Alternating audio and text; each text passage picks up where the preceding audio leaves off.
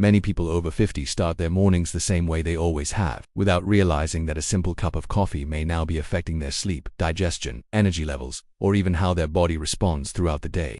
What once felt harmless can slowly become a daily strain that goes unnoticed for years. The familiar ritual of brewing that first cup, the comforting aroma, the warmth of the mug in your hands, all of these can mask subtle changes happening beneath the surface. As the body changes with age, the way it processes caffeine, acids, and additives also changes. Studies indicate that after 50, metabolism slows, sensitivity increases, and recovery takes longer. Specialists often warn that certain coffee habits, while common, may be less suitable later in life, especially when consumed without awareness. The physiological shifts that occur with aging are gradual and often imperceptible, making it easy to continue habits that no longer serve us well. This is why understanding which types of coffee may be best avoided after 50 is not about fear or restriction. It is about awareness, balance, and making choices that better align with how the body works now, not decades ago. It is about honoring the body you have today and supporting it in ways that promote lasting vitality and well-being. Let's begin by looking at the first type of coffee that experts frequently caution against. One of the most common coffee habits today involves heavily sweetened beverages. These include coffees with flavored syrups, whipped toppings, sweetened creamers, and added sugars. While they may taste pleasant, research associates frequent consumption of high-sugar drinks with energy fluctuations and increased strain on the body's regulatory systems. The challenge with these drinks extends beyond just the sugar content itself. Many popular coffeehouse beverages contain anywhere from 25 to 75 grams of sugar in a single serving, which is significantly more than the daily recommended intake for adults. After 50, the body may respond more slowly to sugar intake.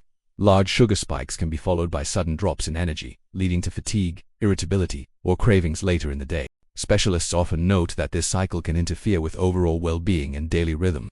The body's ability to regulate blood sugar becomes less efficient with age, meaning that what once caused a minor energy dip might now result in prolonged periods of feeling drained or mentally foggy. This metabolic shift is gradual and often goes unnoticed until the cumulative effects become more pronounced. In addition, sweetened coffee drinks are often consumed quickly, without much awareness of how much sugar they contain. Over time, this habit may contribute to feeling sluggish or unfocused, especially in the afternoon hours. Many people report experiencing a mid-afternoon crash that they attribute to natural circadian rhythms, when in reality it may be directly linked to their morning coffee choices. The combination of caffeine and high sugar creates a double stimulus that the aging body struggles to process efficiently. The social aspect of ordering sweetened specialty drinks has also become normalized, making it easy to consume these beverages multiple times per week without considering the cumulative impact. Coffee shops have created an environment where elaborate sugar-laden drinks are the default rather than the exception. What was once an occasional treat has transformed into a daily expectation for many people. This cultural shift means that individuals often underestimate how frequently they re-consuming high amounts of sugar through their coffee habits alone. A more mindful approach involves paying attention to how sweetness affects you personally. Reducing added sugars gradually, or choosing naturally less sweet options, may support steadier energy throughout the day without completely giving up coffee. Some people find success by cutting their usual sweetener amount in half for a week, then reducing it further as their taste buds adjust. Others discover that adding a pinch of cinnamon or vanilla extract provides flavor satisfaction without the sugar load. The transition doesn't have to be abrupt or uncomfortable. Small, consistent changes often prove more sustainable than dramatic overhauls. Before moving on, take a moment to consider how your usual coffee makes you feel 1 or 2 hours later. Small observations like this can be surprisingly helpful. Do you notice a slump? Does your focus waver? These subtle signals from your body are worth acknowledging and can guide you toward choices that serve you better. Keeping a simple journal for just a few days can reveal patterns you never noticed before. Another type of coffee that doctors often warn about after 50 is excessively strong or highly concentrated coffee. This includes very dark roasts consumed in large quantities, extra strong brews, or multiple shots taken in a short time. As people age, caffeine sensitivity often increases. What once felt energizing may now lead to restlessness, nervousness, or disrupted sleep patterns. Research suggests that caffeine remains in the body longer with age, meaning an afternoon cup can still affect nighttime rest. The half-life of caffeine, which is the time it takes for your body to eliminate half of the caffeine consumed, can extend from the typical 4 to 6 hours in younger adults to as much as 8 to 10 hours in people over 50. This extended presence of caffeine in the system creates a domino effect. Even if you don't feel particularly wired or alert from your afternoon coffee, the caffeine molecules are still circulating through your bloodstream, interacting with receptors in your brain that regulate sleep-wake cycles. The result is often a lighter, less restorative sleep that leaves you reaching for more coffee the next morning, perpetuating a cycle that becomes increasingly difficult to break. This creates a vicious pattern where poor sleep leads to increased caffeine dependence, which in turn leads to even poorer sleep quality. Poor sleep quality, even if subtle, may accumulate over time. Specialists frequently associate disrupted sleep with lower daytime energy, reduced focus, and slower recovery from daily stress. The relationship between caffeine, sleep, and aging is complex. Many people over 50 report that they can fall asleep just fine, even after drinking coffee later in the day. However, sleep studies reveal that caffeine can significantly reduce the amount of deep sleep and REM sleep a person experiences, which are the most restorative phases of the sleep cycle. Beyond affecting sleep architecture, strong coffee can also impact the cardiovascular system more noticeably after 50. The heart naturally undergoes changes with age, and some individuals become more sensitive to the stimulant effects of caffeine. This may manifest as heart palpitations, increased heart rate, or temporary spikes in blood pressure that feel uncomfortable or concerning. While moderate coffee consumption is generally considered safe for most people, those with existing heart conditions or sensitivities may need to be particularly mindful of how much concentrated caffeine they are consuming. Additionally, strong coffee can trigger the release of stress hormones like cortisol and adrenaline, which may already be elevated in people dealing with daily stresses or age-related hormonal changes. This does not mean coffee must be eliminated. Instead, moderation becomes more important. Lighter roasts, smaller servings, or limiting coffee to earlier hours of the day may help maintain enjoyment without unwanted effects. Interestingly, lighter roasts actually contain slightly more caffeine than darker roasts because the roasting process breaks down caffeine molecules, but they often feel gentler on the system because they contain different compounds that are easier to digest. If this topic feels relevant to you, consider staying with this channel and engaging with the content. Many viewers find that simple awareness leads to better daily choices over time. Drinking coffee first thing in the morning without eating anything beforehand is a habit many people develop over decades. However, after 50, this practice may be less supportive for digestion and comfort. Coffee naturally stimulates stomach acid production. On an empty stomach, this may lead to discomfort, irritation, or a feeling of unease that lingers through the morning. Some individuals also notice shakiness or sudden drops in energy later on. The stomach produces hydrochloric acid to break down food, and coffee triggers this production even when there's no food present to digest. This can create an acidic environment that, over time, may contribute to increased sensitivity or discomfort. Specialists often explain that as the digestive system ages, it can become more sensitive to acidic stimulation. This sensitivity varies from person to person, but awareness is key. The protective lining of the stomach may become thinner with age, making it more vulnerable to irritation from acidic substances. Additionally, the rate at which the stomach empties slows down as we age, meaning that coffee consumed on an empty stomach may sit there longer, prolonging exposure to the acidic compounds. The morning routine of drinking coffee on an empty stomach is often tied to convenience and long-standing habits. Many people wake up, immediately brew coffee and consume it while getting ready for the day, postponing breakfast until they arrive at work or complete morning tasks. This pattern, while efficient, doesn't account for how the aging digestive system responds. Some people also believe that drinking coffee on an empty stomach helps with appetite suppression or weight management.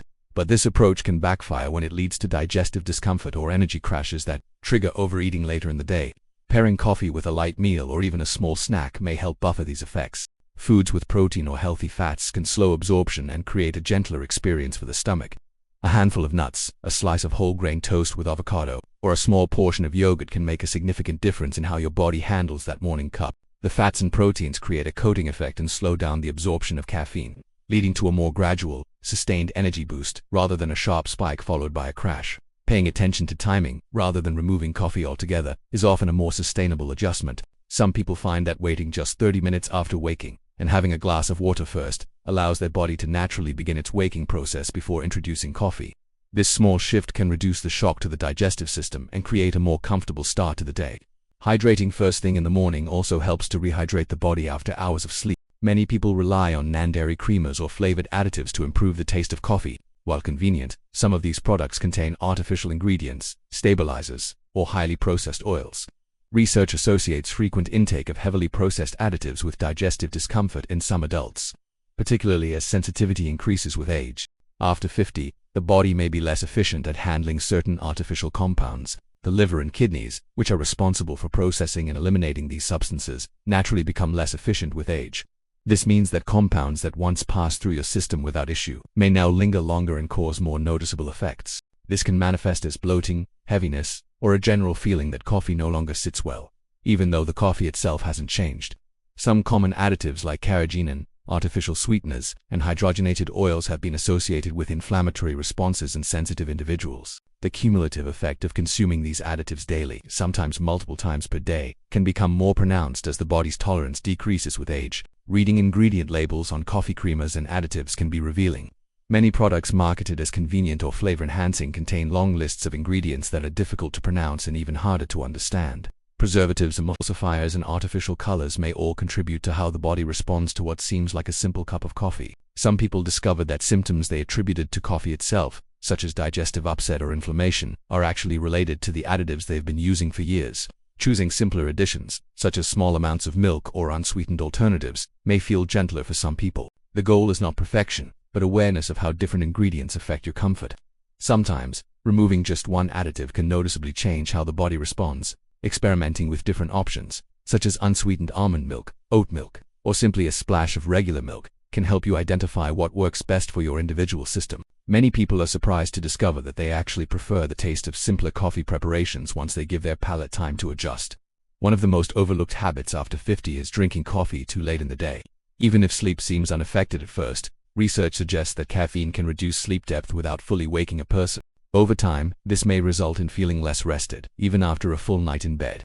Specialists often associate lighter sleep with reduced physical recovery and mental clarity the following day.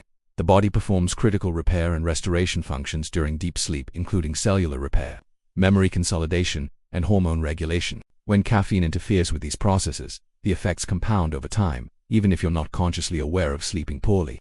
As sensitivity increases with age, the cutoff time for coffee may need to shift earlier. For some, this means stopping by early afternoon. For others, late morning may be more appropriate. Listening to subtle signs, such as frequent nighttime waking or feeling unrefreshed in the morning, can provide useful clues. Adjusting timing is often one of the simplest and most effective changes. A useful guideline is to avoid caffeine consumption at least 8 to 10 hours before your intended bedtime. If you typically go to bed at 10 in the evening, this means your last cup of coffee should ideally be before noon or in the early afternoon at the latest. The challenge many people face is that afternoon coffee has become deeply embedded in social routines and workplace culture. Coffee breaks with colleagues, afternoon meetings over coffee, or the habit of having a cup while working through the post-lunch slump all contribute to consumption patterns that may be interfering with sleep quality. Finding alternatives that still provide a break or moment of refreshment without the caffeine can help maintain these social connections and routines while supporting better rest. Herbal teas, decaffeinated options, or even just taking a brief walk can serve similar purposes without the sleep-disrupting effects. Finally, doctors often caution against drinking coffee purely out of habit, without considering need or enjoyment. After decades of repetition, coffee can become automatic rather than intentional. This can lead to consuming more than the body truly wants, simply because it is time for another cup.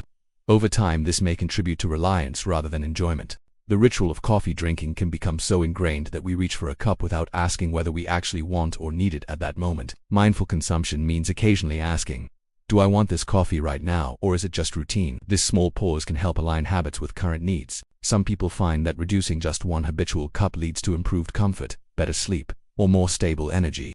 The practice of checking in with yourself before automatically brewing another cup creates space. For more intentional decision-making, you might discover that what you really need is a glass of water, a short walk, or a brief rest, rather than another dose of caffeine. Breaking free from autopilot consumption doesn't mean giving up coffee entirely. It means developing a more conscious relationship with it. You might realize that your first cup in the morning brings genuine pleasure and alertness, while the mid-morning cup is just something you do because the clock says it's time. Or perhaps you discovered that the afternoon cup you thought was necessary for energy is actually contributing to evening restlessness. These insights only become clear when you pause long enough to notice patterns and question assumptions. If these reflections are useful to you, consider leaving a thoughtful comment. Shared experiences often help others become more aware of their own habits. The community that forms around these discussions can be incredibly supportive and insightful, as people share their own discoveries and adjustments. It is important to emphasize that coffee affects everyone differently. There is no single rule that applies to all people over 50. What matters most is awareness, moderation, and paying attention to personal responses. General guidance often includes choosing simpler coffee preparations, reducing added sugars and artificial additives, paying attention to timing and quantity, and noticing how coffee affects sleep, digestion, and energy.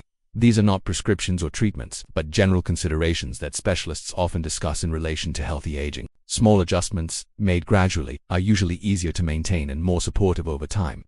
The goal is not to create anxiety around coffee consumption, but rather to empower you with information that allows for more informed choices.